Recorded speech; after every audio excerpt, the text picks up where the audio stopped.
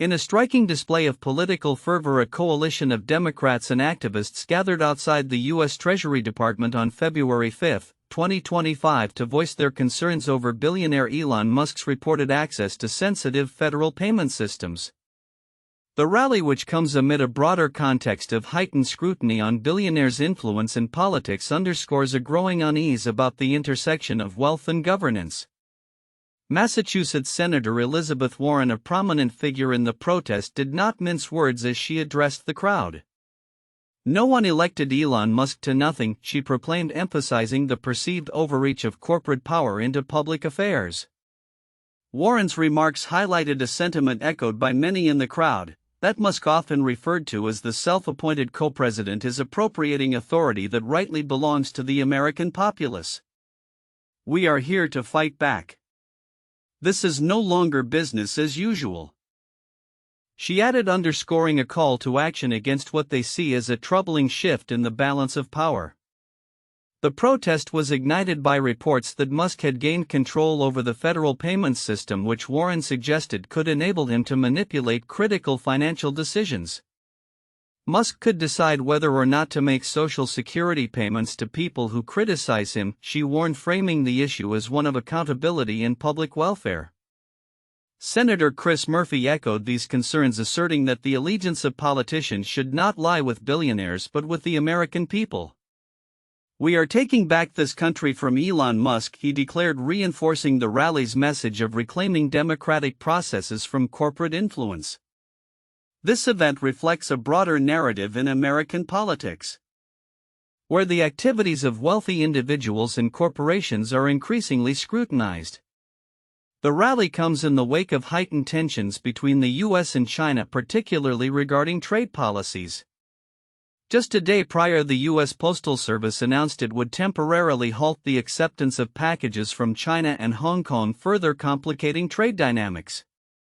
This decision was linked to a new tariff regime introduced by the Biden administration, which eliminated the de minimis exemption that previously allowed low-value packages from China to enter the U.S. without tariffs. The implications of these changes are profound. According to the Congressional Research Service, the number of packages utilizing this exemption surged from 153 million in 2015 to over a billion in 2023. With a significant percentage originating from China. The withdrawal of this exemption not only raises costs for consumers but also signals a potential escalation in the ongoing trade conflict between the two nations. As the U.S. imposes new tariffs, China has responded with its own measures, including a 15% tax on U.S. coal imports and an antitrust investigation into Google. The tit-for-tat nature of these actions points to a deteriorating relationship that could have long-lasting effects on global trade. The convergence of these political and economic issues suggests a critical juncture for both U.S. domestic policy and international relations, as debates over corporate influence and trade policies rage on. The outcomes will likely shape the landscape of American governance and its role on the world stage for years to come. Observers will be watching closely to see how lawmakers address these challenges and whether public sentiment can shift the balance of power back towards the electorate in the face of overwhelming corporate influence. In a rapidly evolving global landscape, the renewed trade tensions between the United States and China are poised to have profound implications, particularly within the energy sector. Following the Trump administration's recent decision to impose a sweeping 10% tariff on Chinese imports, Beijing retaliated by targeting key U.S. energy exports, including natural gas, coal, and crude oil. This escalation not only threatens to destabilize hundreds of billions of dollars in annual trade but also raises significant concerns regarding energy prices for American consumers. The White House has framed the new tariff policy as a necessary measure to combat the influx of undocumented migrants and illicit drugs like fentanyl. However, energy experts warn that the ramifications of such a trade war extend far beyond mere economic figures. Clearview Energy Partners, an independent research firm, characterized the Chinese tariffs as targeted and symbolic, noting that they specifically impact fossil fuels and vehicles central to Trump's agenda of energy dominance. This could lead to increased costs for U.S. customers, undermining Trump's earlier campaign promises to reduce energy prices.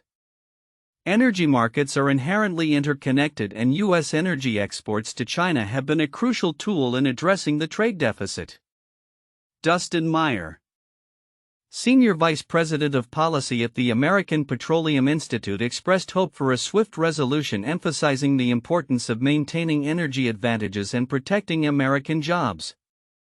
Charlie Riedel, Executive Director of the Center for LNG Trade, echoed this sentiment, highlighting the uncertainty introduced into an industry vital for America's global energy standing.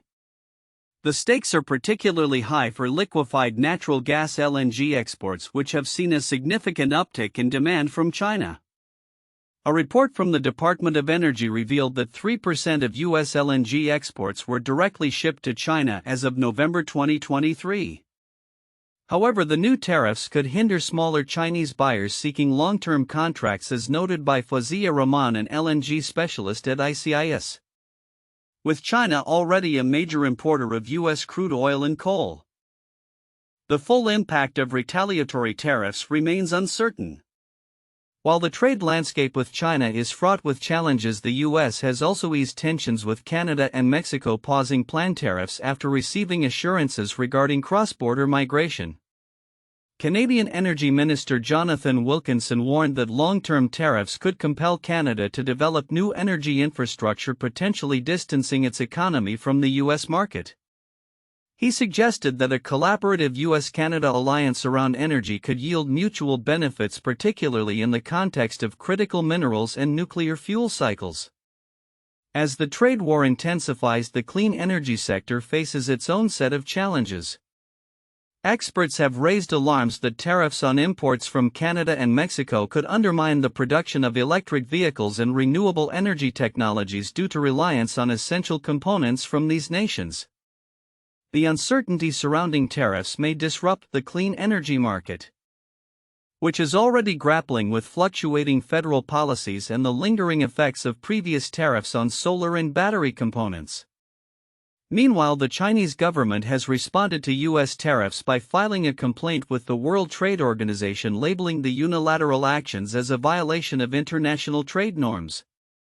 The Chinese embassy in Washington expressed concerns that these tariffs would undermine economic cooperation and hinder future counter-narcotics efforts.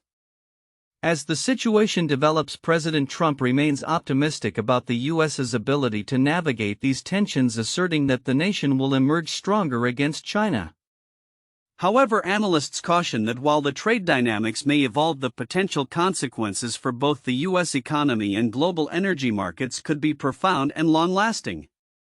The coming weeks and months will be critical as stakeholders in both nations seek to navigate this complex landscape, with implications that could redefine energy relations and economic strategies for years to come. As tensions escalate between the United States and China, the implications of recent foreign policy decisions are beginning to unfold with significant consequences. A series of actions taken by the Trump administration has raised alarms among experts, who warn that a reduction in U.S. foreign aid, particularly through the U.S. Agency for International Development (USAID), could create a power vacuum that rival nations like China and Russia are poised to exploit. George Ingram, a former senior USAID official, expressed concern that the abrupt cessation of foreign aid would diminish American influence in critical regions such as Africa, South America, and Asia, where the agency has been instrumental in providing humanitarian assistance and fostering development.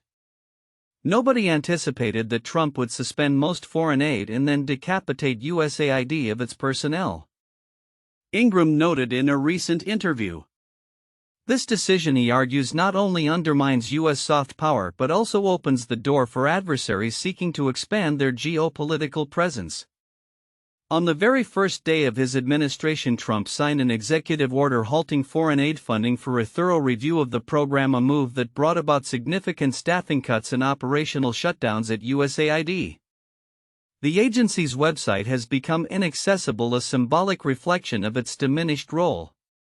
Elon Musk, described as a special government employee under Trump, has publicly supported the closure of USAID, asserting that the agency is beyond repair. In response to the funding freeze, Secretary of State Marco Rubio has assumed control over USAID, initiating a review of its operations. While he insists that the intention is not to eliminate all foreign aid programs, the uncertainty surrounding the future of U.S. assistance is palpable. Critics argue that this suspension is already having dire consequences on vulnerable populations that rely on U.S. aid for survival. The ramifications extend beyond humanitarian concerns. As noted by Michael Schiffer, a former USAID Bureau Administrator, the U.S. risks ceding its influence to nations like China, which has been increasingly active in offering aid and building alliances in regions where the U.S. is retreating. He warns that America's alliances will suffer, potentially leading to a national security crisis as instability grows in countries previously supported by U.S. aid. Simultaneously, in the realm of military strategy, China is conducting drills simulating the blockade of U.S. forces from intervening in a potential takeover of Taiwan.